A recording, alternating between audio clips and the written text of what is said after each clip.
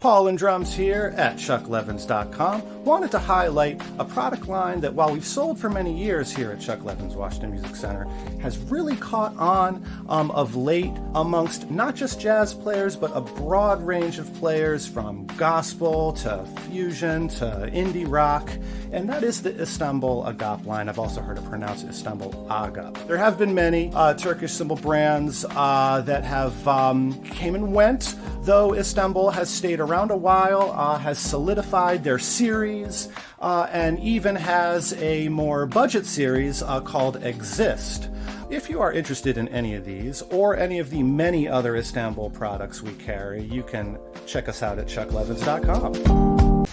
This is the new PRS guitar stand. If you're into heavy metal, it's metal and it's heavy. And if you notice, it has a trochoidal bass. That's right, all you Wankel fans will know what that is. It's a great way to display your guitar, and of course your PRS guitar. We have. So if you're thinking about starting a podcast and you need something that's going to solve a lot of problems for you, no matter which way you want to do it, you're not sure if you want to do streaming, you want to have guests over Skype or Zoom, you want to have guests that don't know how to Skype or Zoom and you want to use your phone to call them up, you have a solution for all those different things and a way to record them super easily at a really high level. That's it. Doesn't get much better than that. The Zoom PodTrack P4 is available at chucklevins.com. Check it out. $199. Get podcasting.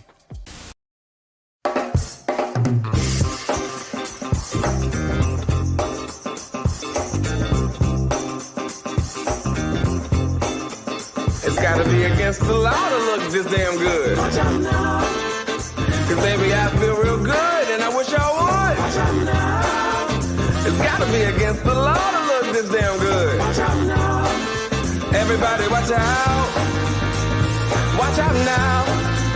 I'm ready for a good time, and I came to groove. The whole band's here, and we came to move. Got a fresh haircut and 2 new shoes. We're here all night like we got nothing to lose. Coming out the jacket, cause we're turning up the heat. I wanna see you clapping when you get up out your seat. It's time to make it happen when we hit these streets. I'm coming in hot, and I can't be beat. Watch out now. Hello, world. Welcome back to another Chuck Levin's Live. I am Adam Levin. Happy Wednesday, everyone. We have another super cool show for you today. We're going to have a great discussion. We got a legend on our stream today, and we'll get to it in a few minutes. If you're joining us, don't be shy. Ask questions. Jump on in. We'll have some fun. This is your chance to ask a real mastermind of amplifier technology. Any questions you want. We're going to have a good time. We're going to hear about some history. We're going to just talk about amps and just get into it. As usual, we do have some cool giveaways, and we are, for the first time ever, unleashing our new Chuck Levin's Turn It Up to 11. 11, get it?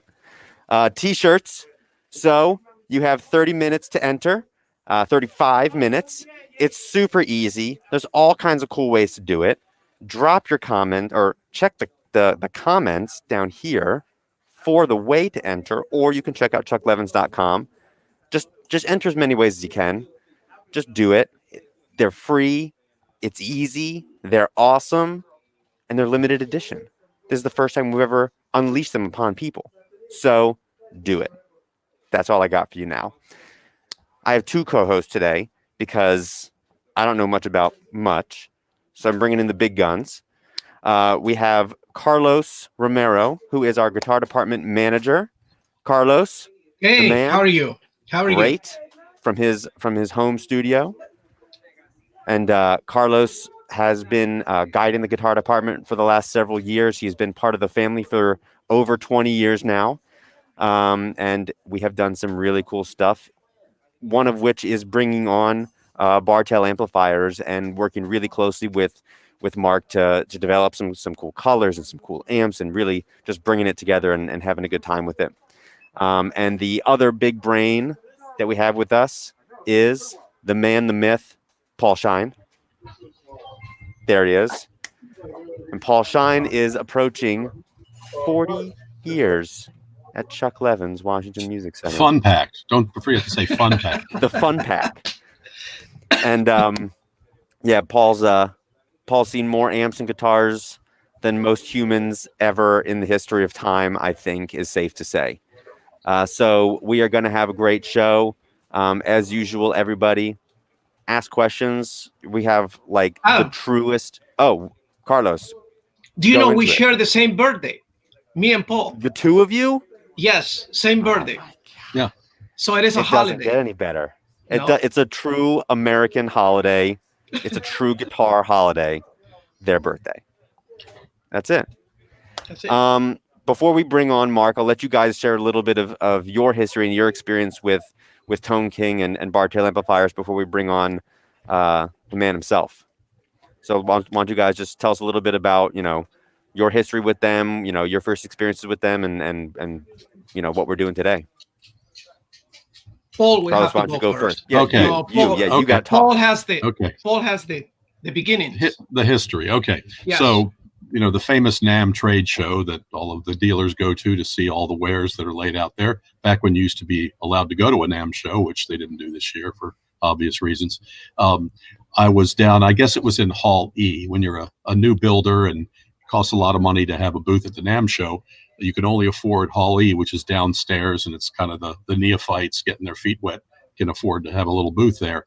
And out of the corner of my eye, I saw this extremely cool, wacky, retro-looking amplifiers that I just said, what is that? Went over and looked at them, was very taken in by their, the retro with the piano legs, like my parents' Danish modern furniture from the 50s, and met Mark, who was an extremely approachable and nice guy. Didn't realize that he was building these in Baltimore, and I would come to find out. And then when we played them, shall we say, all hell broke loose. And I'm talking about the purchase order. So I had to explain that one to Robert. Anyway, but yeah, the amps were spectacular. And many years went by, many Tone King amps were sold. It was a pleasure to turn the world onto it. And if I can just take a moment here, this is the latest version of what we call Washington Music Changes the World. Because in retail or in any business, it's your job to follow trends, of course, and good ones will follow trends, and the great ones will set them. And we are very proud of the fact that it's our job to find hit records and get them to the right artist and make a big #1 record. And Mark would be one of those artists, and the amps were that. So that was all well and good. And then the company was so successful, his back order was so long that he was able to sell the company, or was pretty much had to, because he just couldn't keep up. And then he, like most people, like Leo Fender or anybody else in this business, didn't want to just sit and cash the check and play golf for the rest of his life. He needed to build amps. He just needed to build amps. So that's how Bartel amps were born. And if you've ever seen the inside of any of his amplifiers, this man could make Adrian Monk run up a tree when it comes to anal retentive build quality. So he's also one of those people that can hear a sound in his head, and he knows exactly what parts to put in an amp and where to put them to actually make that wave occur in the amplifier. There's only a few people in the amp business that can do that, and he's certainly one of them. And if you don't mind me rambling, one other thing is he's a nice, approachable guy, which is kind of hard to find in any artist. Enzo Ferrari comes to mind, which is the opposite of a nice, approachable guy. So anyway, I'll stop rambling now. So. I was just about to say the same thing. Yeah. No, me and Paul, we agreed on this completely, 100%.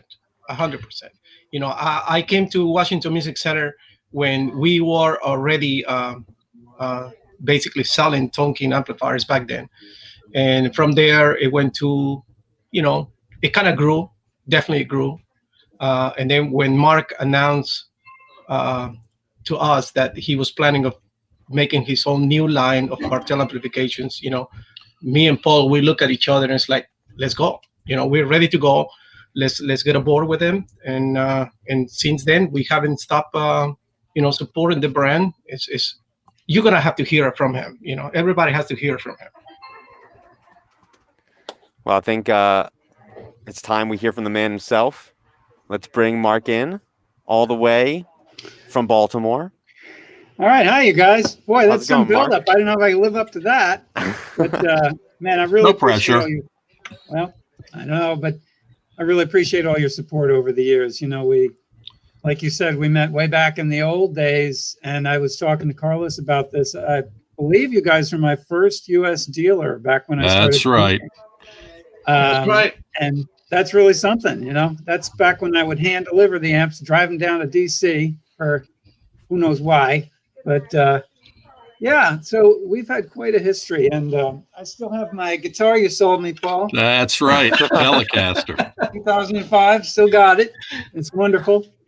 And yeah, I mean, I really appreciate you having me on here, and I'll try and be brief with this little intro so we can get right into it.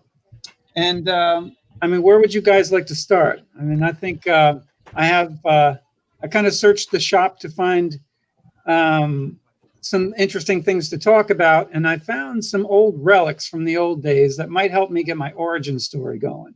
Cool. So if you're interested, I could start off there, and it will kind of lead into my new stuff. There's nothing you could say that wouldn't be interesting. Let's start from the beginning. Let's get into it. Well, we'll see. Okay. Well, I'll just base it on, I'll go through my relics as I found them. Here is the first one. See this thing? You mean the first amplifier ever made by anybody? This is the first tube amp that I ever built. Now, before this, I had been building solid state guitar amps with loaded with op amps that just sounded horrible. And that was through high school. And this was probably somewhere in the middle of high school I built this. And it was my first tube amp. And basically what it is just a Fender Twin Reverb preamp melded onto a solid state hi-fi amplifier. And I don't want to take a lot of time, but if you want, I'll plug it in. Oh yeah, you definitely should. Hell yeah. So I mean, were you just like into electronics when you were in high school and you just wanted to start building this stuff? Just like, when did that all start? Well, I mean, I'd been into electronics from a very early age. When I was a kid, my dad, I always helped my dad fix television sets, radios, and all that stuff through, say, junior high school. So I eventually got into building solid state hi-fi amps and computer gear and stuff like that. And that all kind of changed when I picked up the guitar in high school. But up until then, you know, I'd been doing a lot of work with electronics, and I could build things and design very rudimentary circuits. And yeah, like I said, the early guitar amps were all op amps and horrible. And this is kind of started me down the road toward tube amps. So here we go.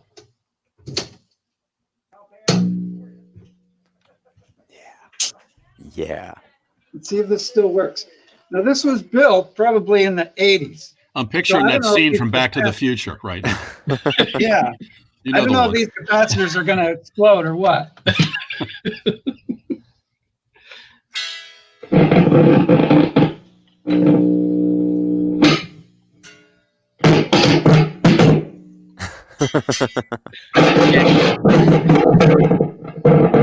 Well, you're in the place to fix it, I guess. Well, I really thought we were shot. going to have a cool demo there. It was worth a shot. We had to try. We're going to give up on that one. But basically, all I wanted to say about that was it was just basically a clean amp used that I could plug my Rockman X100 into. The sound of the time. Remember those? I remember those. So, not much of a story there. Unfortunately, kind of anticlimactic. But let's move on to the next one.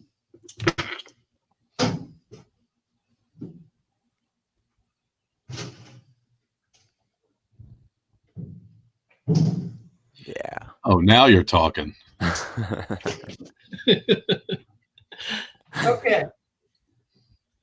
Now, here's what we've got here. Now, I wanted to move on from my Rockman X100 to real tube distortion. So I've always wanted a Marshall, but you know, who's got the money for a Marshall? So I went up to a music retailer in Albany, and I asked them if I could see the repair manual for a JCM 800 because I was fixing one. And they let me see it, and I copied the entire schematic down on a piece of paper and brought it home, and I built it. There you go. But I didn't just build it. I added an effects loop, and I added reverb, and I added 2 extra gain stages just because. Just because. So let's see if this one works. More is better. It's an old theory. All right. So this is supposed to be, this is a stock JCM 800.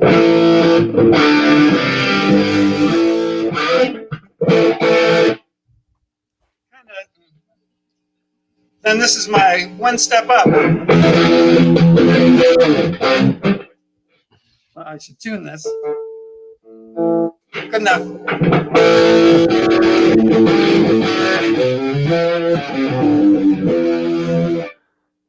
then one more.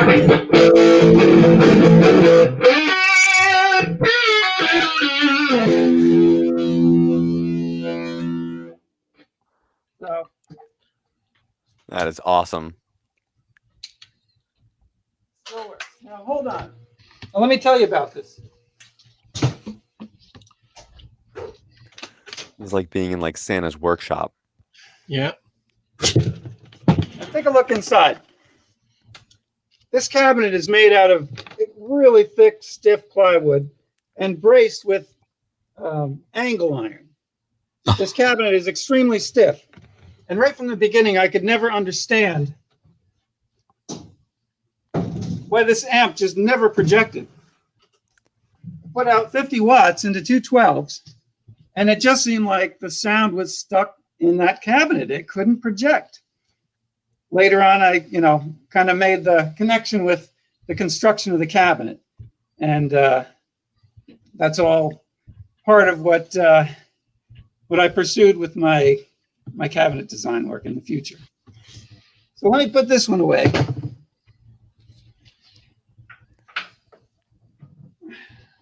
Were you building these at home too? Just like in your basement, just like you had everything and just like were soldering and just building it all right there?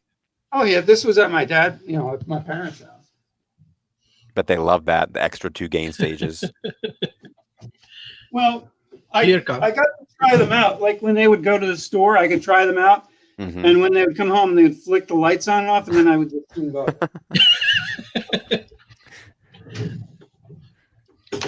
All right. So that was kind of the late 80s. I was going for that metal sound. And then I kind of had a whole change of heart when I met a friend of mine, Ben Prevost, who was my mentor and guitar teacher, and kind of set me on the right path to tone. And within a matter of a couple of weeks, I went from listening to, Poison or something to John Lee Hooker and Howlin' Wolf and all that. And that's reflected in this next amp that I came up with. So this might be a good point to show that picture, the first picture there that I mentioned with me and Ben. Picture man. They'll find it. They'll pull it up. So what did he teach you? There it is. Oh. So That's it. there's me and Ben and Imperial #1. Imperial #1. Yeah. So, yeah, I mean, I think I was probably it was a time for a change. I was getting tired of that, hair metal stuff.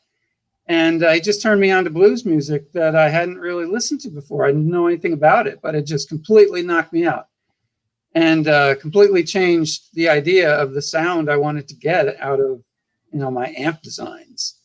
So this was the very next thing that I came up with. Okay, we can put that picture down. So he also gave me this junked out Ampeg reverb rocket chassis that I used to start this new design. And at that time, that's when I started getting the idea that I might want to put together a design that I could sell commercially as a product and start a company with that. So So this design, believe it or not, is actually the predecessor to the Imperial. And we like to, I like to think of the Imperial. Usually you think of the Imperial as the first Tone King model.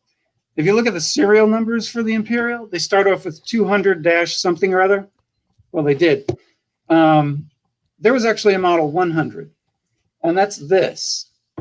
And I could plug it in a little bit and show you what it sounds like. But basically, I wanted to show you that the idea was fairly, it was realized as it is in its final form right from the start, really. It was a 2-channel design, had a rhythm channel and a lead channel, and it had that mid-byte control. The original design, the Model 100, was way more raunchy and raw than the real Imperial ended up being. And for life of me, I can't remember why I made the change to kind of tame it down. But I'll just plug this in real quick. Yeah. So what year was this when you started building like the first Tone Kings? Well, if I work backwards from the first Tone King, the first Imperial was 93. So this stuff was probably 91, 92, something in there. So let me plug this in.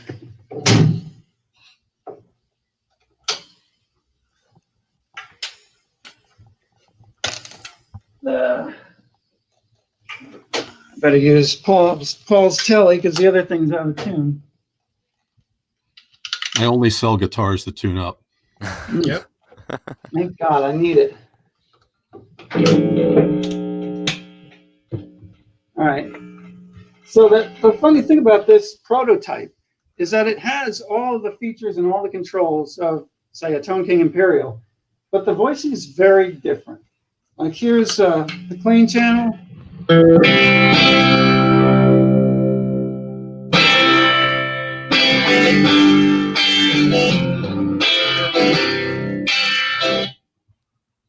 how distorted that is, but real dirty. The lead channel. Let me see, where are we?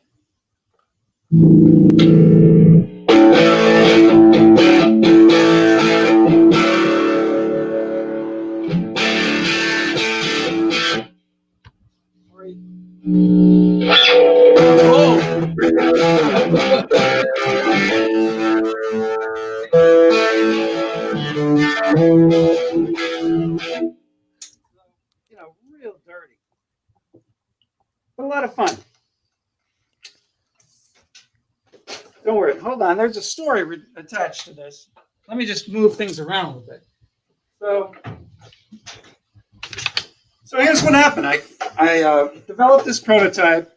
Like I said, I was listening to John Lee Hooker and all that, Lightning Hopkins and, Real music. Yeah. So I would, so that's why it sounds so raw.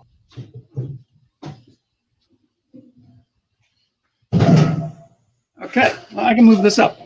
This was supposed to be the cabinet for the Model 100.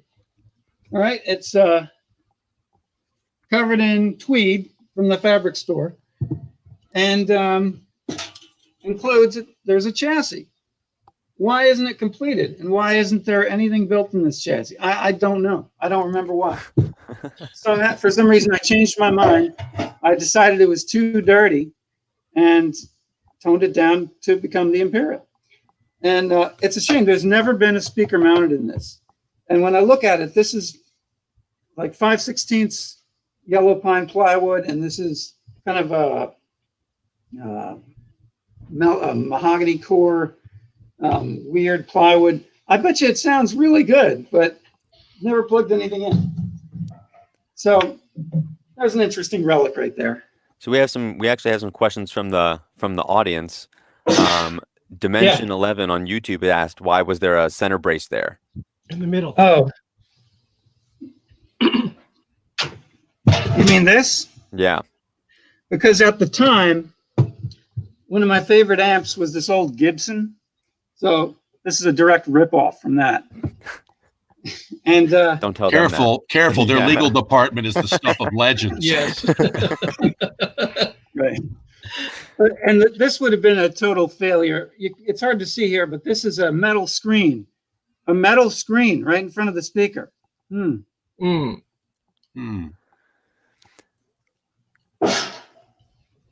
So did you build a lot of things like to completion and then like figure out like what worked and what didn't, or did you how did that kind of come about when you were kind of building these things? Like, did you blow shit up? Did you did you blow things up all the time, and did you like how did that all go for you? Oh, well, the thing is, I think at that point I was undergoing like just a rapid period of development because I had all the time in the world, and so I would come up with ideas and maybe sometimes work them through halfway and realize that they weren't going anywhere and just drop it and then move on to the next thing. It was just a really fast process that led to the Imperial, really. And I'll talk about a little bit of that stuff in a minute. But I just wanted to show this one here. It's a little hard to see. This is the first Tone King Imperial. You might ask, well, let me take the chassis out. I can't even show you what it looks like. While Mark is pulling that thing apart, I wanted to remind everybody, you got about 16 minutes left in the giveaway to win these sweet t-shirts. We're giving 3 away. Three of them. There's a link in the comments. You can just check it out there, and it's super easy to enter. They're free, so don't be shy. Enter. Lots of ways to do it. Just check it out. You can also check it out on chucklevins.com, and we'll give it away. And if you don't happen to win, these will be available for sale at chucklevins.com later this month. So check that out too, because we turn it up to 11. Like that. All right, back to Mark since he's doing really cool stuff. Oh yeah, I get it. 11, like 11. Okay. So here's the inside. I mean, it was, kind of a messy hand-wired thing that there are only about 10 of them built this way. And then I went to PC boards. But you might ask, why isn't there any grill cloth on here? There was, but why isn't there now? Well, when I finished this up and compared to, the prototype that I had been using the speaker and that reverb rocket to prototype it. And it sounded really good. And then I made my own cabinet, just, no particular consideration to acoustic properties. I just made something that I thought looked cool and put the same speaker in. It sounded horrible. And, obviously the only variable there was the cabinet. So that's what started me on this whole odyssey of trying to design cabinets to enhance the acoustical properties. And this is it right here. And unfortunately, I wanted to show you what I went through right from the start. Like I said, I had all the time in the world on my hands. So what I tried first was I would take the baffle board out and replace it with an identical baffle board made with a different type of wood, just to get a sense for what different woods lend to the sound. And I tried Eastern White Pine, which is what I ended up with, and all different sorts.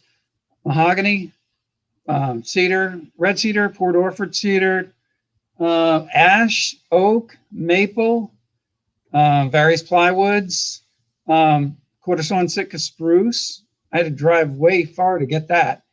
And so I had this whole stack of baffles, all different types of woods. And I would do a A/B study of versus a reference and take notes and do recordings and the whole bit. And, that's kind of how my process started, and just went on from there.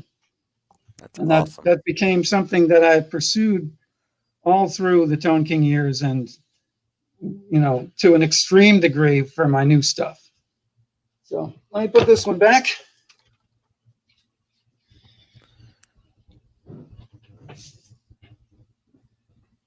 Okay, so I think that's all the relics I have. So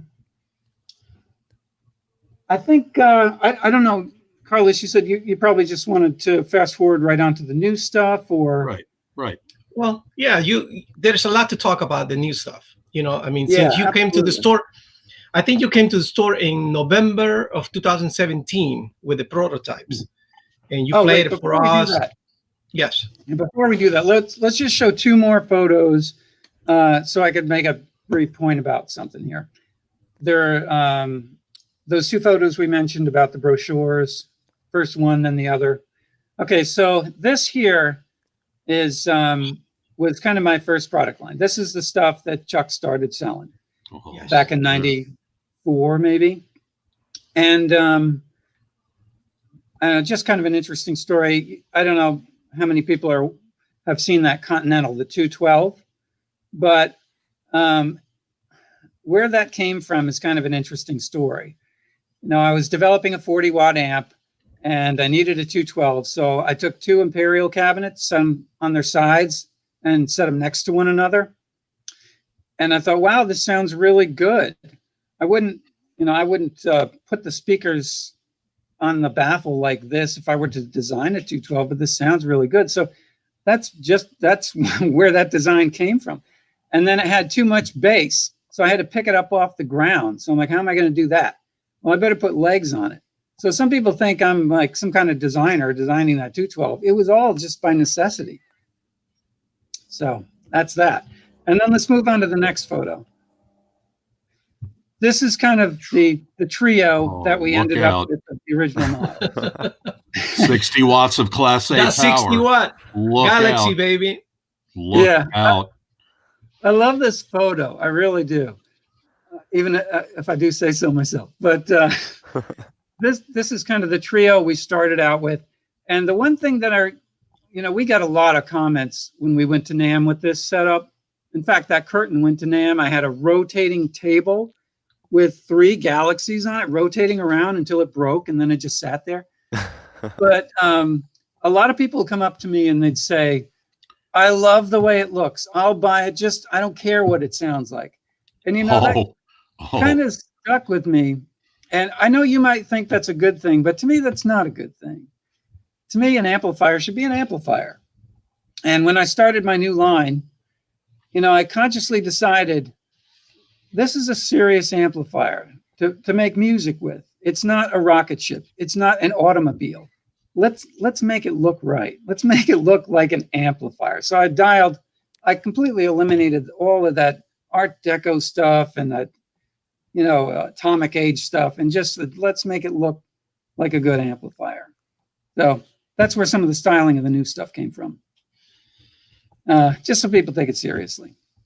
It's, I put a lot into these amps. But that Galaxy sounded really good. If any of those people at the show had turned it on like I did, the discussion might have gone differently.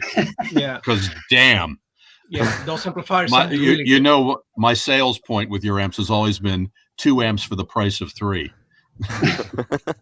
Yeah. Well, yeah. Well, that Galaxy was a heck of an amp. And in fact, I have one here that I have to fix up for a friend of mine, one of those originals, and it is loud, 60 watts. Yes. It's the dual showman from hell. Yeah, essentially. Yeah. So anyway, if you want, we can fast forward right onto the new stuff so we can get into it. Yeah. Like I said,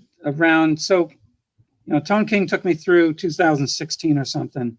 And then I made the transition to start my own new company, Bartel Amps. And it took me a while to settle on that name because, it's not really a comfortable situation to use your last name as a company name, but I couldn't think of anything better. So there we have it. And, but at that point in 2016, I had seen the business inside and out, big and small, and I knew how things ran, and I kind of knew where I wanted to be. I intentionally didn't want to create a situation that would be another like high production, like Tone King level endeavor. I wanted something a lot more closer to the ground, where I could be walking around the shop doing my work every single day and not have to be running a business every day. And another thing that I wanted to do was I didn't want to play in that same boutique market I had been doing, because all along while I had been doing my designs, I'd been, there had been constraints. You can't do certain things. You just can't afford to do it. It takes too much time, too much money. And I wanted to kind of leave all those constraints behind and really show what I could do. I mean, not to show off, but just because I want to do the best work I can. And so I took a solid year and a half, and I didn't build, I didn't build anything to sell. I just devoted that entirely to development, circuit design, lots of cabinet design, styling and this and that. And interesting thing about that period is that, I started out with the intention of going for the brass ring. I was going to make, no limitations. And I started looking into doing things like casting circuit boards out of porcelain and embedding the turrets in them and these things. And at one point I realized some of these things are just so impractical that this would be a $20,000 amp that I would sell one to the Smithsonian or something. So, not that I gave in to compromise, but I think I worked to a level that I think is the best I can do and a practical product. So, so what is it? We got to, that's the thing is people like how it's built, people see how it's built, but really it's all about the sound. So I just kind of like to address that really. I think in general, when you come out with a new product and nobody knows what it is, you have to relate it to other things that people know, right? What's it sound like? Does it sound like a Fender? Does it sound like a Marshall? And you don't like to do that because you're trying to forge your own new sound. But in the beginning, I just had to do that.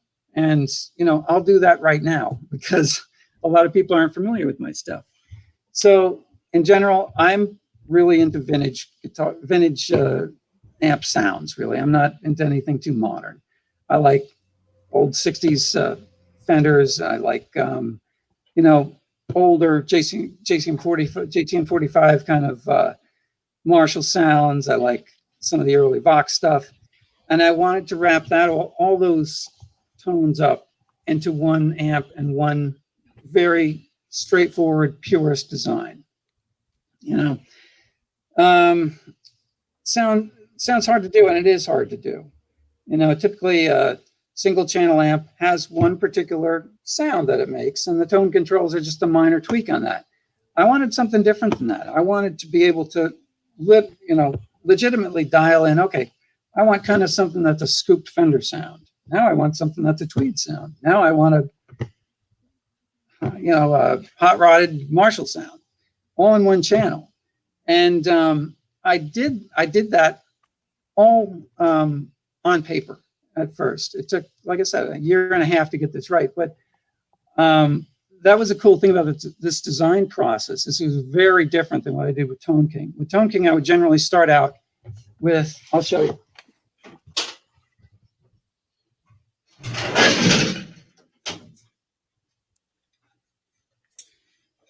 I would start out with like a junky old chassis. Well, this one isn't too bad. And I just, I'd have an initial idea and I'd take a circuit that I'm familiar with and I'd start tweaking it. That was my old process. My new process was entirely different. I started out with a blank sheet of paper and I knew what I wanted to achieve. I wanted these tones to map into one channel. I did it all on paper first. I'd never heard this amp before I did the whole circuit design. I did the chassis layout and everything, and built the first prototype without hearing it at all. I'll show you that first prototype.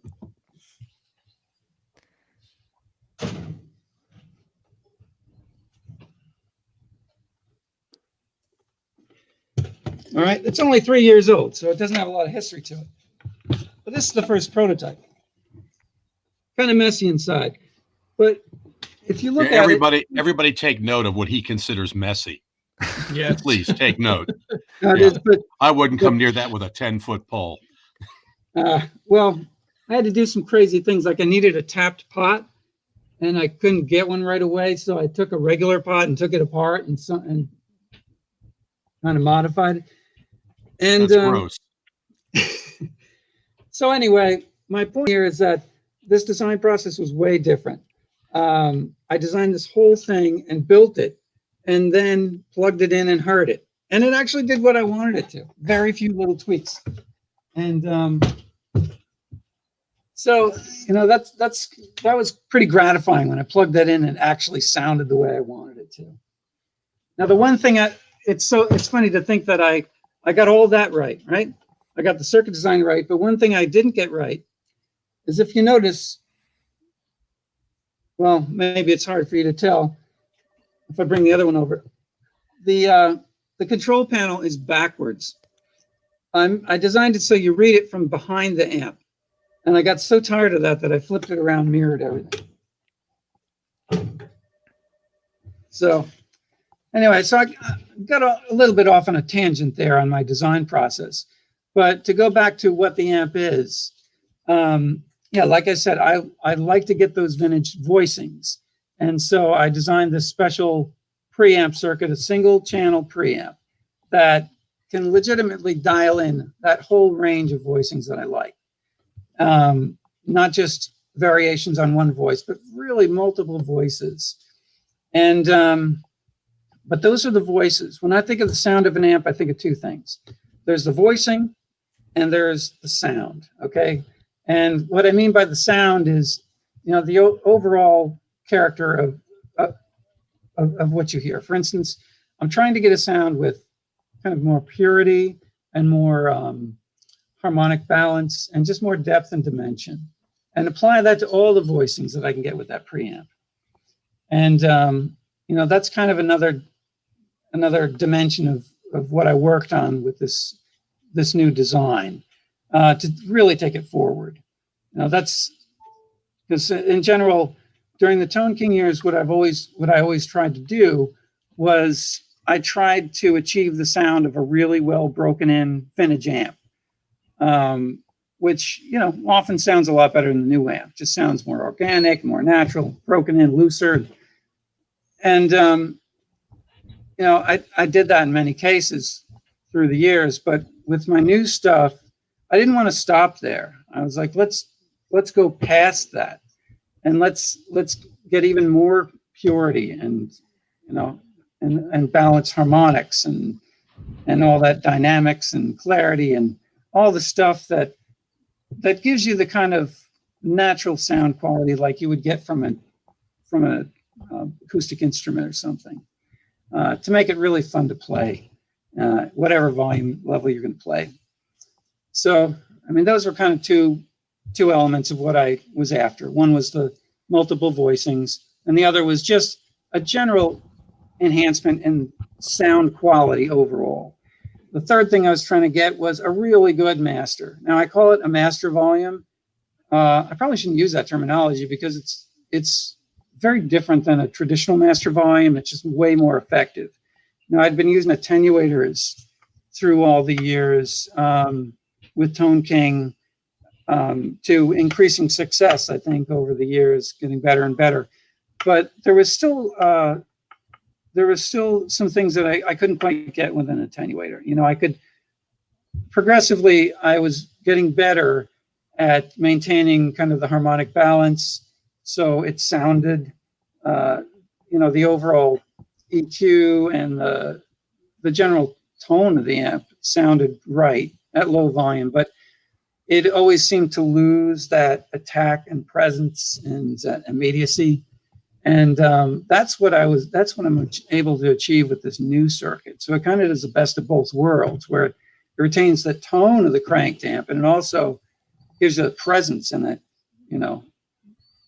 intimate kind of quality that that you get from a traditional master volume. Kind of gives you both. And I think it's really successful. I'm a home player. I'm not a great player, but I really appreciate good tone. So, I can play at home at any volume level and have a ball. So that was my design process for the circuit. Now, for the cabinet design, like I mentioned before, I got started pretty early on with recognizing that the cabinet can have a big effect on the sound of the amp, right? I know I've been saying that for years, and a lot of people don't believe me, but I'm just going to keep on saying it because that's what I think. And, like I said, I got started with, even with the Imperial, doing all these baffle board experiments and this and that. Well, I really kind of kicked into high gear and took it even further with my new stuff because I didn't have any limitations on what I could build. With toward the end of the Tone King thing, we had to have designs that an OEM shop could build. So, but right now we have a little craft shop, and we can do anything. It's essentially like a 1940s craft shop here. We got all the old woodworking machine. We don't do things a new way. We do things the old way, and I really like working that way. It might not be as productive, but I really like the results. Why don't we cycle through a couple of those photos in the test cabinets category? Hey, Mark, you're building everything yourself in a way, right? In the shop. No, I've got help in the wood shop, and I've got help here doing boards. Okay, but everything is done in your place, very, very much. Oh yeah, everything's done in our place. We have This is an old building, 1906, with brick walls and those big drafty windows that they have in old factories, and it feels like you're going to work at the turn of the century. So it's appropriate for. It smells this like type of solder work. and Old Bay. No, it smells like cooking hide glue and sawdust. Oh, cool. That's close. Yeah. Okay, so I'm going to cycle through some of the stuff I did in the process of designing my cabinets for my new stuff. Now, to start off with,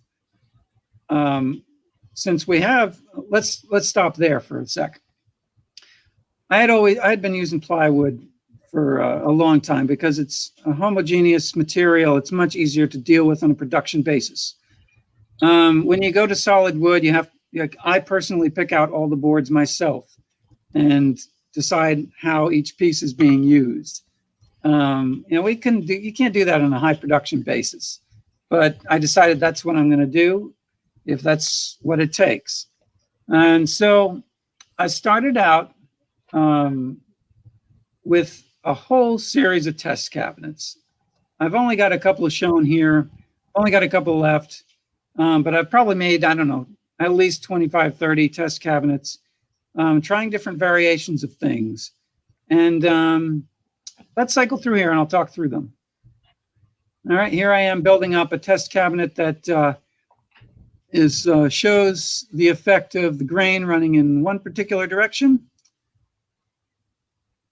And there it is. You can see the kind of sunrise effect on the baffle board. That was kind of hard to make. There's a different grain configuration.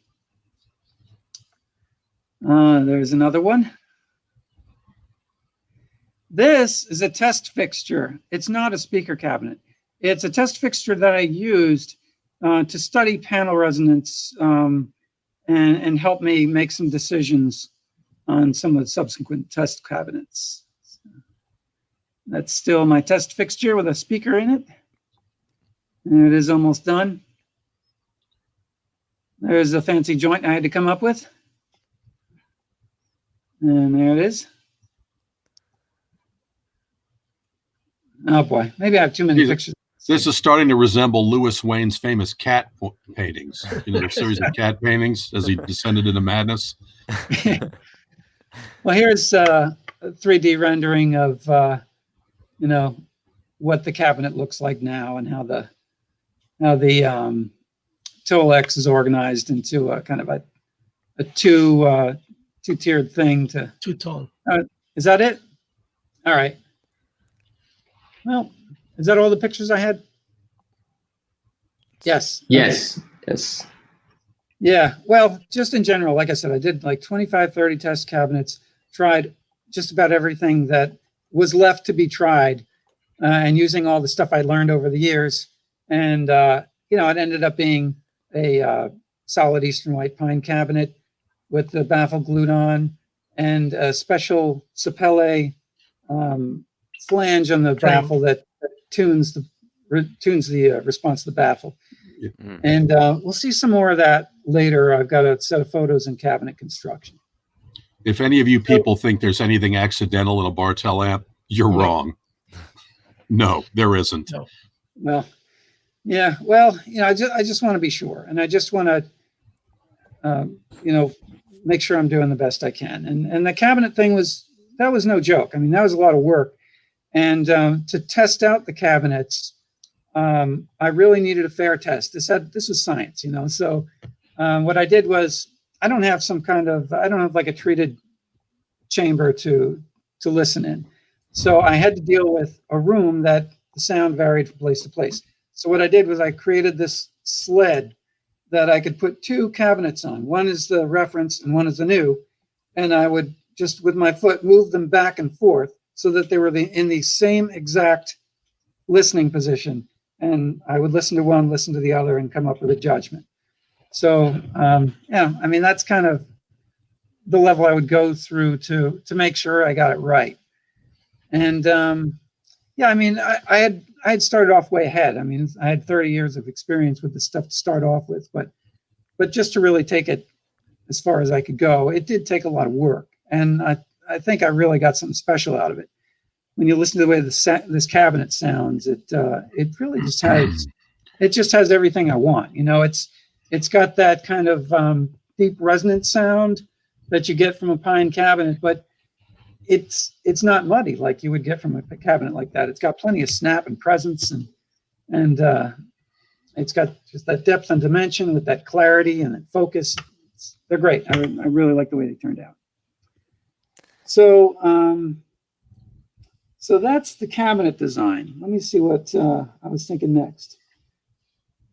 So is there anything I left out on kind of explaining what these amps are all about? We actually have a question from someone else in the audience. John was asking how you ended up with Celestion speakers for, to finish the project. Oh man, I tried all the speakers I could get my hands on. You name it, I tried it. The only thing I didn't try that I wanted to try was the Fane A60. Didn't get to try that, but it was just like I said, trying one versus the other, and the Celestion it seemed to do everything really good.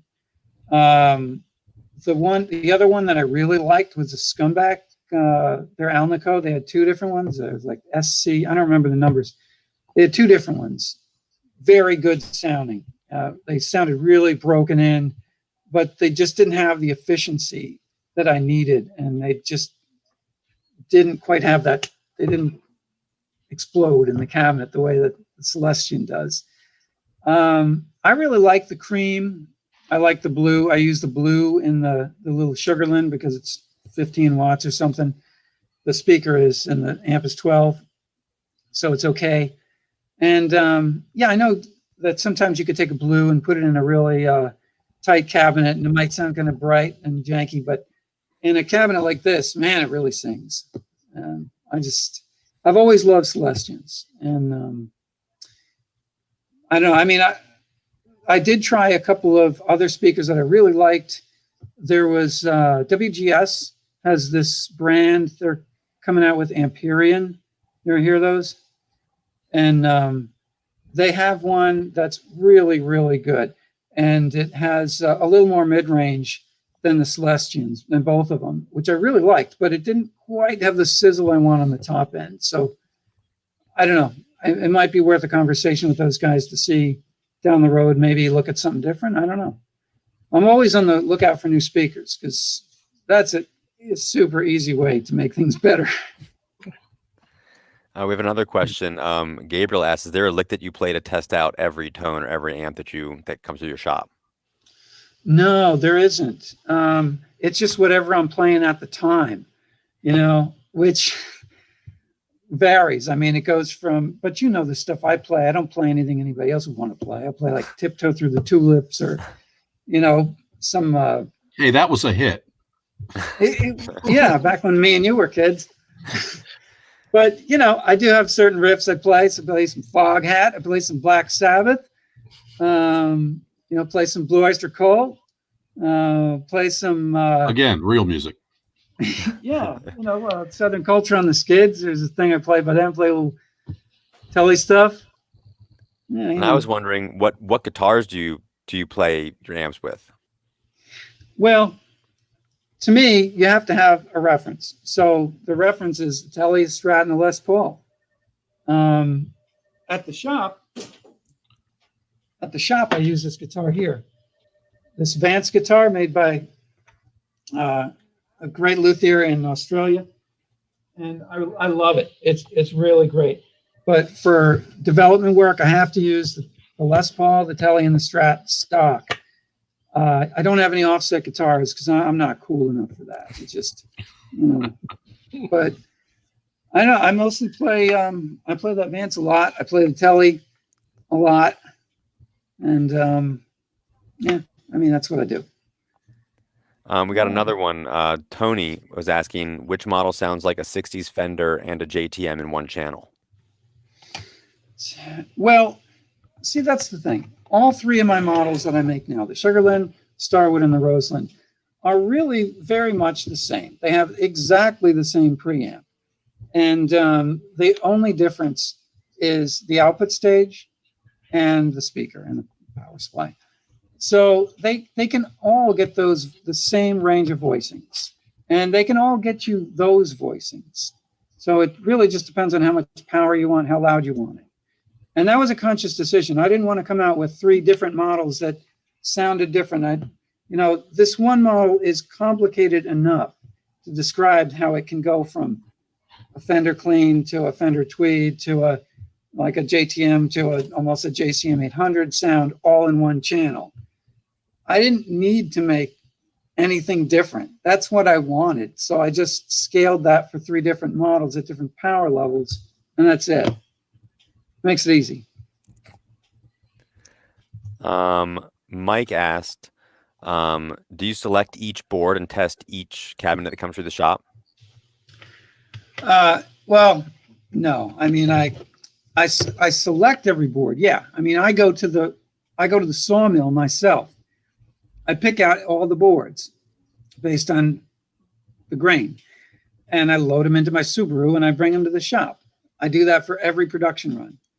And then I lay out how the pieces get used. So yeah, I have hands on every single board that gets used, but I don't test it. I don't do any kind of acoustical testing. Awesome. So tell us more. Like what are you working on? What's coming next? Okay, what's coming next? Well, see, that's the problem. Is that since March, things have been crazy. We had to do the lockdown, and then it was just me for a long time, and then we're slowly getting the band back together here and getting back up to production. But the orders weren't slowing down, and production was slowed down. So I'm way back ordered. I'm working 7 days a week, 12 hours a day, 6.5 days a week. I do get a half a day to do accounting, and so I just unfortunately don't have time to develop the products that I really have been thinking about for a long time. The one that I would love to do may not be a big draw to a lot of people, but it's just something that I've always wanted, which is I've got a 45 water, I've got a 28 water, I've got a 12 water. I wanted to scale that down to a little champ sized amp. I talked with Tomo Fujita about this, and he's kind of down on this idea. And we thought it'd be really cool, which is let's take the preamp, and instead of having a bass and treble control and dial in all those sounds, let's just have one. Let's have a tone control to go from Marshall to Tweed to clean Fender Blackface sound. I mean, wouldn't that be cool? Yeah. Yeah. I don't know, a little single-ended thing. Can we put the order now? Or? Well, the thing is, I was looking at what I could use for a speaker, and there are a lot fewer options when you're looking for an 8-inch speaker. Right. Whoever makes a really high-endy Alnico that looks like it's kind of a little version of a blue, that might be really cool. I was going to order one just to get that started.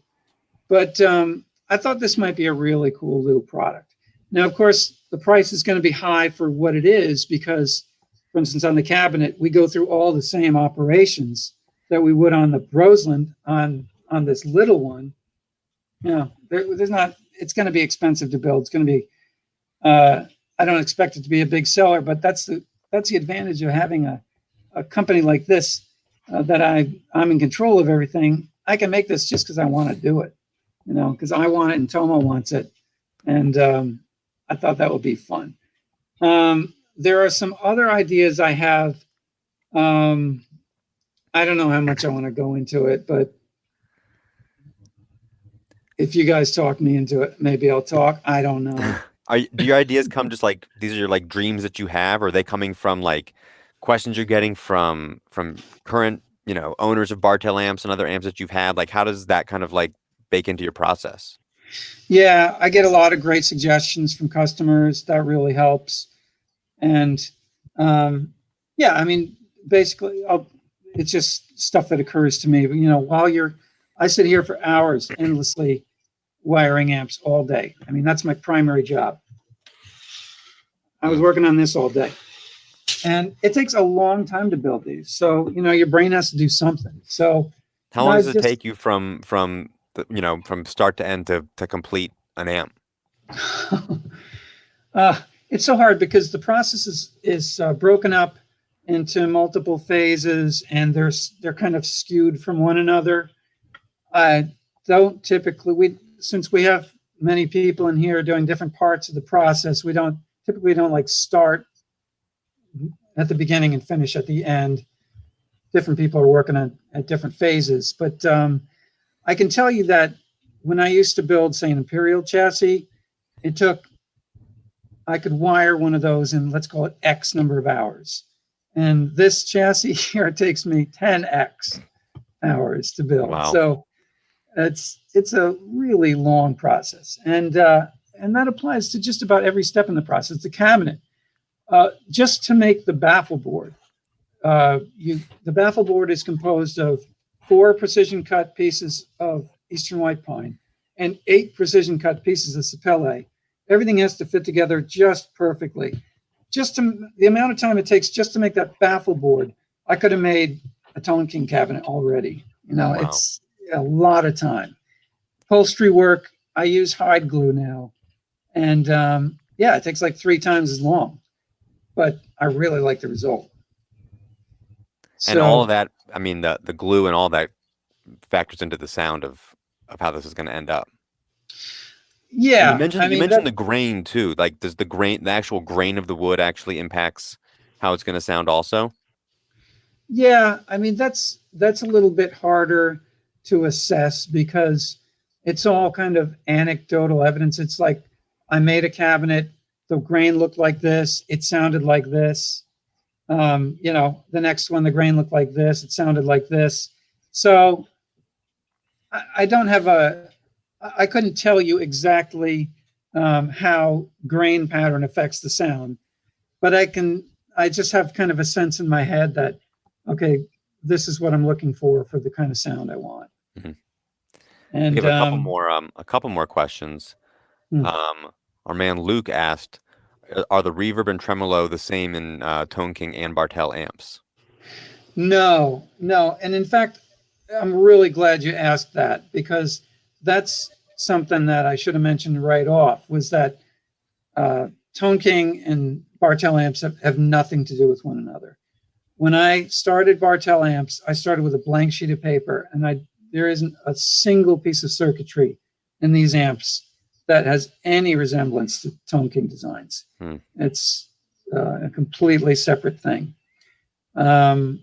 Yeah, I mean, the reverb circuit that I use is the same between the Starwood and the Roseland, but that's totally different than what I used on any of the Tone King stuff. And the reverb circuit I used on the Tone King stuff was pretty much consistently the same design all the way from the Imperial to everything, Sky King, whatever.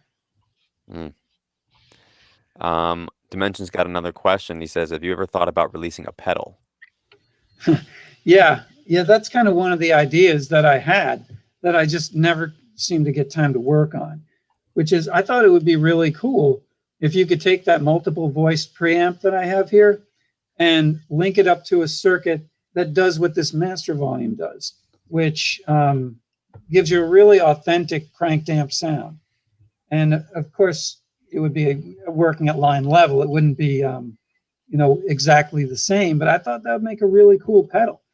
And I just never have time to work on it. And I'm glad you mentioned that also, because that kind of brings up a thought on my design process and how I approach design, which is, right from the beginning, I came from a background of, fixing televisions and stuff. And when I looked at amp circuits, they looked very basic. They're, Adam, you're an engineer, right? Mm-hmm. And, they're not rocket science. But it goes deeper than that. As years go on and you really dig deeper into it, you can see that some of the behavior happening in these circuits is more complex than you might imagine. And, some of the stuff that I had recently discovered in doing my design work for my new amps is what I thought I could incorporate into a pedal to really get that great cranked amp sound from a pedal, really. And I'm just hoping I get some time to work on it. That's awesome. Guys, you got any more questions for Mark? Mark, why you decided to do your own knobs? Well, because he's anal. Yeah, see, like when I started my efforts on Bartel amps, I was just in the stratosphere. I was like, I'm going to do everything. I'm going to wind my own transformers. I'm going to make my boards out of, I'm going to do just the maximum. And I said, I'm not satisfied with the way these modern chicken head knobs look like. If you look at the ones from way back in the 40s, they had such style to them, and it's just contours. And I really tried to find a supplier for them, but they just don't make them anymore. So, right. I came up with a design that was like that and just made them. Right. And in fact, I have a batch that's cooking right now, and that's ready to come out. You want to see it? Yeah. Come on. Yeah, let's do it. Right. Yeah. I was reading about it before we started this, and I went back and I read that that you made your own knobs, and I had to go back and check our floor models and be like, oh man, like these are the real deal. Look at that spaceship. I mean, who makes their own knobs? Psycho Boy. Look at that thing. There it is. All right, here we go. Look at this. Here they are. Hold on a sec. Let me put this back. What was that? That's the pressure cooker. Oh. Okay. Let's pop them out. There's the mold.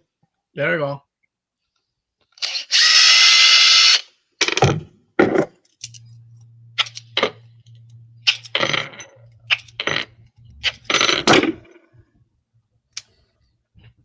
There it is. There you go. Oh, that's it. That's the knob. That's There it. it is. See that? That's so You just cool. go like this. Watch this. There it is. Oh, There it is. Yeah. Got to do a little post-processing on it, but there it is. Right. So, I found a way to do it. It's not, it takes some time, but it's fun. That's the whole point. I really enjoy doing all this stuff. I do, no matter what it is involving building amps, whether it's woodworking, upholstery, circuit design, or even building chassis. I can build chassis every day, and I really enjoy it. So there's some people they in amplifiers and guitars, they complain sometimes even about the knobs. They crack, brand new, they break, low quality, and I understand exactly what you're trying to do. It's a good quality. You make it your own, feels great. We have them in the store and the amps, and they look great. They feel great. Thanks. So, yeah, because that's your interface with the amp. That's your touch and feel right there. So if the whole rest of the amp is special and you just have the same old knobs, Right. No. I know we're getting kind of late. I had all these photos queued up for different parts of the construction process, but I don't know if you want to keep going or what. We're digging it. You can Yeah. keep going. Yeah, don't All right. be shy. Well, we can just breeze through these pretty quick and talk through them. Why don't we start out with the cabinet making photos? It's gonna pull those up. All right, That's it. these pieces will become the Sapele speaker flange. So we have to do all this precision work, cut those little blocks up and glue them up. Okay, keep going. And that's what it looks like when it's finished. Wow. And there's some nice tight finger joints, the way we do them. There's the thing that the jig for gluing up that speaker flange. All right. There's final glue up on an extension cabinet. There's the first glue up. There are many glue up phases. It's crazy. There's a couple of one of each, Sugarlands, one of each. There's a little final assembly going on, and you can see inside how the speaker flange is attached. There's a baffle and a cabinet body. There's a bunch of pieces in the midday sun. There's a head cabinet. They even make the head cabinets out of Eastern white pine just because my finger jointer works better with Eastern white pine. There's a random shot of what the wood shop. Okay, this stuff. Pause here for a second. See this? This is something that's kind of interesting. This stuff I'm painting on the cabinet, it isn't paint. It's my own special recipe to coating that protects the wood and kind of, believe it or not, actually has an effect on the acoustical properties of the wood. It's not a paint. It's not a lacquer. It's kind of hard to describe what it is, but very early on, yeah. Is that on the inside only? Is that applied on the inside? It's on the inside of the cabinet, and it's also on the front of the baffle. Now, I mean, this sounds crazy, and probably a lot of people are not going to believe it, but when you have a cabinet that's highly resonant like this, the coating you apply really can have an effect on the sound. And I learned this even with the plywood cabinets I used with Tone King. They were relatively thin plywood, and they were tuned for their resonant properties. But I noticed early on that if I did, say, 3 coats of what did I use? It was like house paint. I used 3 coats of regular latex paint. It sounded different than 1 coat. And so I had kind of a guidance for the OEM builder, which drove him nuts. I'm like, okay, on this surface, you want to put 1 coat. On this surface, you want to put 3 coats. And so even then, I was doing that stuff. But here I took it even further, which that latex paint, you can only, it wasn't really as effective at doing what I want it to do. And it always kind of tended to muffle the top end. So I came up with a special recipe after trying all different varnishes, lacquers, shellac, various types of paint, enamel, latex. And then kind of developed this. And all of that process was pretty difficult because I'd have to build a cabinet, paint it down with whatever and compare it. And then if it didn't sound good, throw it out. So, a lot of cabinets burned up doing that. But that's just one of the things we do here. All right, let's carry on. There's after the first glue up, a bunch of cabinets in our little shop. A couple of baffle boards with the speaker flanges being glued on. And there we are sanding. There we are scraping.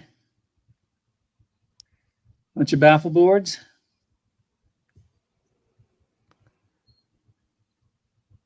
All right, that's probably it, I think.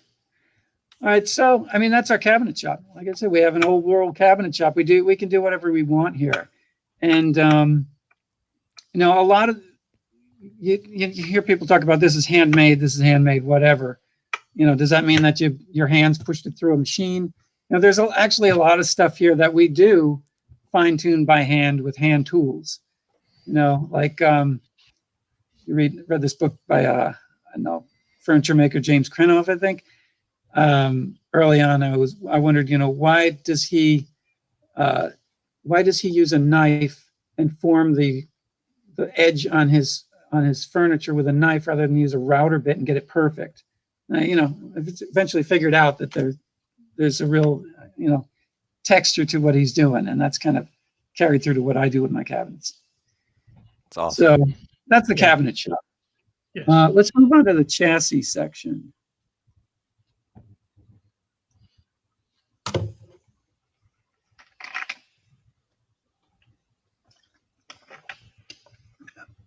Okay, this is just going to be a bunch of random shots of the work that I do inside my chassis. There's the chassis. See that color? I really liked, I had a pair of Marantz Model 5s.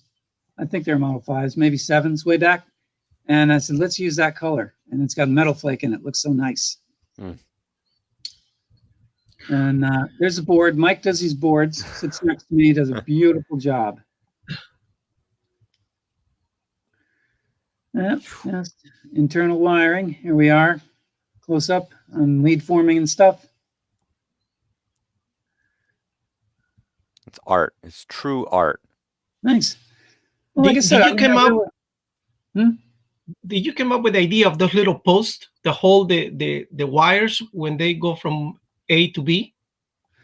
Oh, yeah. We'll show those in the section on custom fabrication. All right, there's our little turret thing. There's heater wiring. I thought this was custom fabrication. Oh, this is just wiring. Yeah. Look at that, though. Yeah. The star, the colors.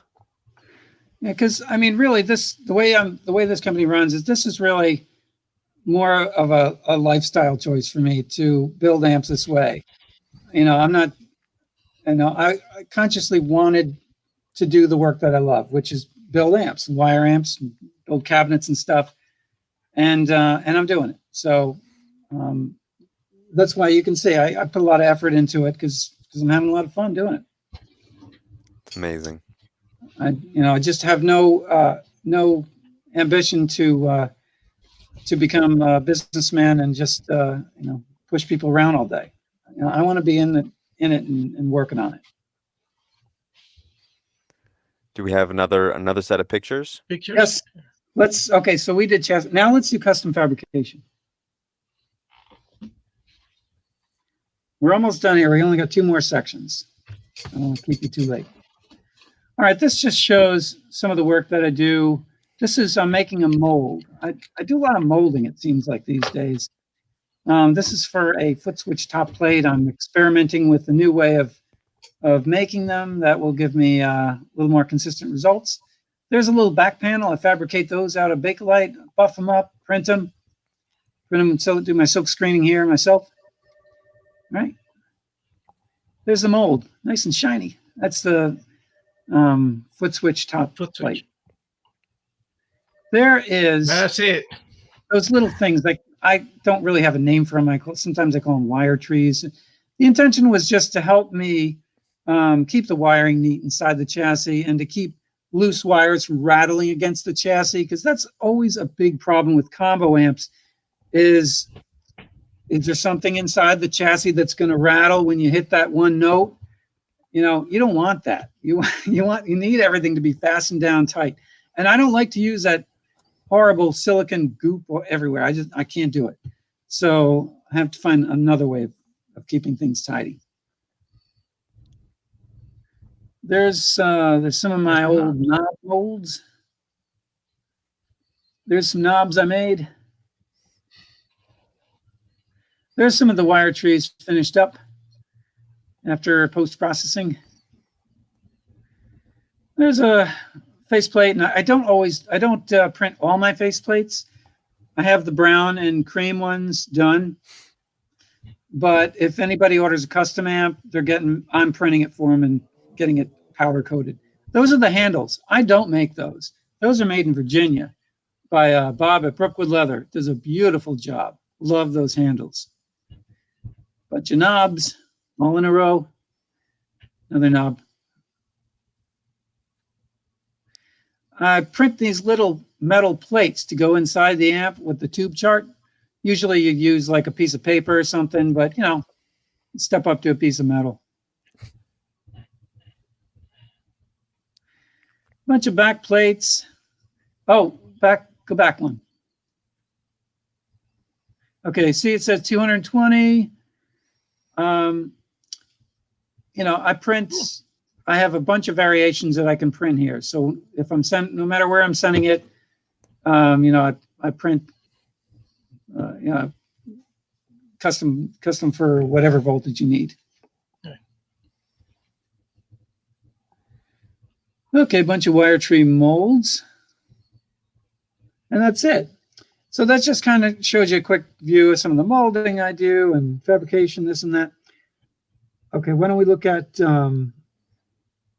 upholstery? Like I said, I use hide glue now, and I used to use contact cement, but contact cement,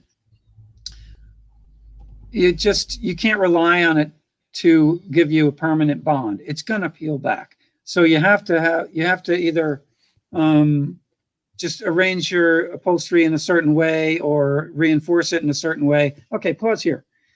This is a grill cloth stretcher. This is a little jig I use to stretch the grill cloth over the trim. A lot of shops will just kind of go by hand with oh man, that hurts your fingers and you can't get the line straight.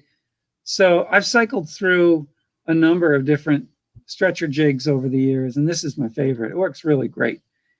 Just you can get the lines just ruler straight, really easy. So just another one of those jigs. There's the black stubble. Let's pause here for a sec. All right, let's go back. This is kind of a new black material that came out, and I really like it. I wanted something different. I originally was using the vintage Marshall stuff, which is cool, but this I think is more distinctive. It's a real pain to work with, but you know, that's why it costs a little more, because it takes me like twice as long to do a cabinet with this material. I hate it, but it turns out really great. All right, carry on. Here's a bunch of different colors, trim pieces. And it's just showing how I turn that corner. Here's a little Sugarland ready for its blue speaker to go in. Here's part of the process of doing upholstery is you apply the hide glue and then you reactivate it with a steamer. So this is really awesome on hot summer days when it's 95 degrees in here and you're running, you know, steamer. But it is nice in the winter. There's a foot switch box. Okay, pause here for a sec. This is kind of a funny story. Back when Tone King just started, I had started making the foot switches, fabricating them myself. I would buy this aluminum box. I would kind of do some metal work on it to put an angle on it, buff it up, and and it looked really great, but it took a long time to make. And eventually I transitioned over to just buying a off-the-shelf foot switch and putting a label on it. That was way faster, but I always kind of regretted that change. And so when I decided to start my own company, I'm like, I'm going to do these foot switches right, the way I used to. And I kind of blew past what I used to do and kind of went over the top with them. And I make them out of a little wooden box that I upholster in the same material as the cabinet with that Bakelite top plate that's all polished up and screen printed. And that's something that most people wouldn't do because we spent hours making these things, but I don't regret it for a second. I love the way it looks when it turns out.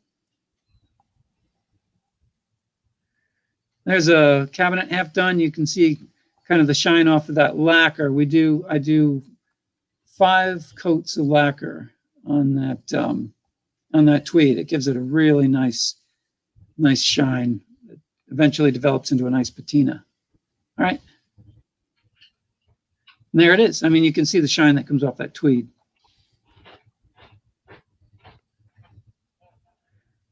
And here's just a bunch of colors showing. There's my stretcher again. My old world shop. A couple of trim pieces.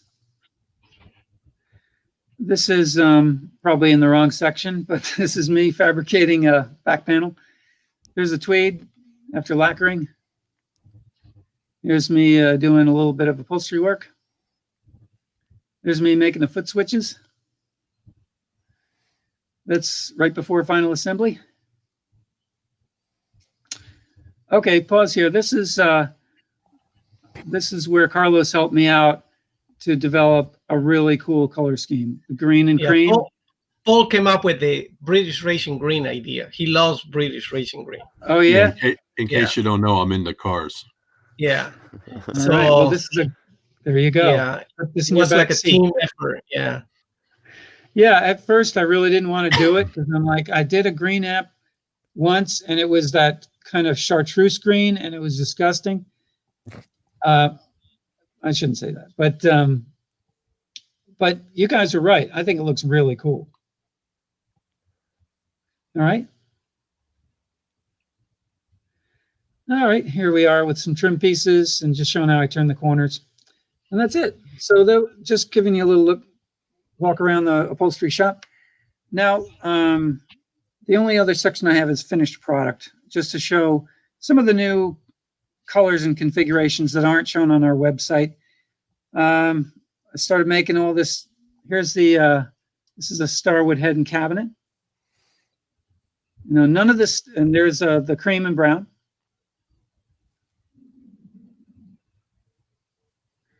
There we go with some foot switches in the final form. Here's a Roseland head and cabinet. This is a little Sugarland head and cabinet I just did last week. There's the control plate. There's there's Loved by Cats. And there's the green and cream.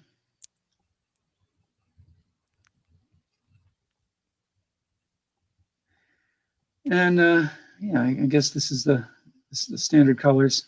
I guess I thought I had more of the new stuff in here. There we go. There's the black with the that grill cloth is awesome. It's easy to work with. It's 4 times as expensive as the normal stuff, but it's so nice.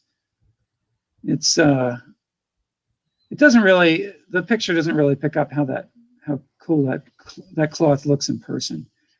It's there's a couple of heads I made for you, and those are cute. Those are a little Sugarland. Right. There's another green and cream Roseland. And that's an extension cabinet. And there we go. Now, here, pause for a sec. Like I mentioned before, I was getting kind of out of hand with all the atomic age stuff in the early days, and I wanted to tone it back. And if you look at the graphic design here, there doesn't appear to be anything special about it. It just looks pretty standard. But believe it or not, I put an awful lot of work into making it look not making it so that it didn't look designed or didn't pop out in any way. It just kind of flowed with the rest of the design. I'm not really a graphic designer by trade, so it takes me a long time to do these things, but an awful lot of effort went into the graphic design. The best designs of anything are simple ones. The best, the most elegant things ever designed are simple. They are. Yeah, and sometimes it's harder to do the simple things.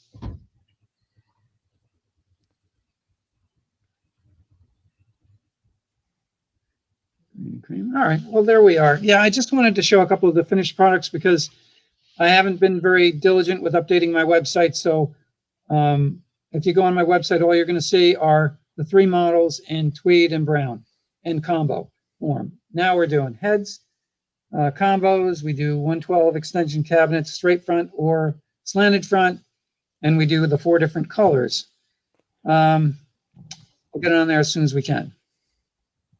Yep. So that's my story. Is there anything, any other questions come in or anything? I think you knocked it out. I think people have been wowed, and Yes. we're happy to have some of these still in the shop and available. They usually don't last too long, but it's really super cool to be able to have them and offer them, you know, for people to try out and play. Yeah, all you fans out there, if you want to know what it's like, you know, we sell lots of beautiful guitars that are handcrafted, and you know about the legendary builders that build them. Well, now you know, right here in Baltimore, Maryland, Baltimore, there's a guy that cares too much about everything he does, and that's Mark Bartel, and that's those amplifiers. And now you have the evidence. Yes, he cares that much about every single piece of that amp. Yes. Well, thank you, Paul. Yes. Yeah, I really appreciate the support of you guys over the years, and I'm really so glad that you're carrying my stuff. It's really much an appreciated. honor to have that, like Paul said, to have something in the shop that has this much heart and soul in it, and technical design behind it too. And it's an amazing product, and it's amazing to represent it, and it's a treat to have really cool, fun tools and toys like this to have in our shop. It's really remarkable. Well, thank you so much, and I'll keep them coming. Yeah, please do. But I think without further ado, let's give away a couple of these t-shirts. Let's announce the winners real quick. Guys behind the scenes, we got 3 winners. Tell us who they are. We got Howell. We got Peter from Frederick, Maryland. We got Richard from Beaver Falls, Pennsylvania. Congratulations, all 3 of you. We'll hit you up tomorrow. We'll get your sizes. We'll get these sweet t-shirts coming your way. Mark, thank you for the deep dive into just, you know, how you're a little taste of how your mind works and what goes into these amazing Beautiful products. Beautiful amplifiers. Yeah. Tone, nothing but tone the whole way through. It's one of the more sought after things in all of guitars, and everyone's always looking for tone, and it seems that you found it, and it's an honor to have be representing these things and work alongside you. It's really super cool. Wow. Well, thank you so much. And you know, I hope I covered everything, and I hope I gave you a sense of what the amps are all about. I probably could have done a better job describing amps tonally. No, you couldn't actually. There's We'll get nothing there. you do that could be done any better. He's than gonna the way you do retool it. this whole That's the point. stream and Yes. put it back together. It's gonna be better anyway. So. All right. Well, No, Mark, thank you so much. It's been great, and we look forward to doing more, and we can't wait to see what you do next. It's just been super fun. fantastic. Well, thanks again, you guys. Really appreciate Thanks a that. lot. Thank you, Mark. Have a great night, you, Mark. and Thank we'll you. talk to you soon. Thank you. Awesome. Well, right? Crazy. Yes. That's it. You know, we never had the 3 amplifiers on the floor for us just to go and play, because they just don't last, you know? Yeah. So I guess right from the beginning, I guess you, Paul, when you look at the amps, you play the amps, you know, we were right about it. You were right about it. And all we have to do is continue the extension of his work through the store, you know? He's never made a bad sounding amp No. in his life. No. Ever. Ever. Right. Yeah. Well, Yeah. So, team, yes. this is great. If you're out there, if you're in the Maryland area, come on in, plug it in. We got it on the floor. Yes. You can try one of these things. Don't be shy. Just crank it up and let it rip and have some fun with it. Otherwise, world, we'll see you next week for another Chuck Levin's Live. We appreciate you tuning in, and we'll see you soon.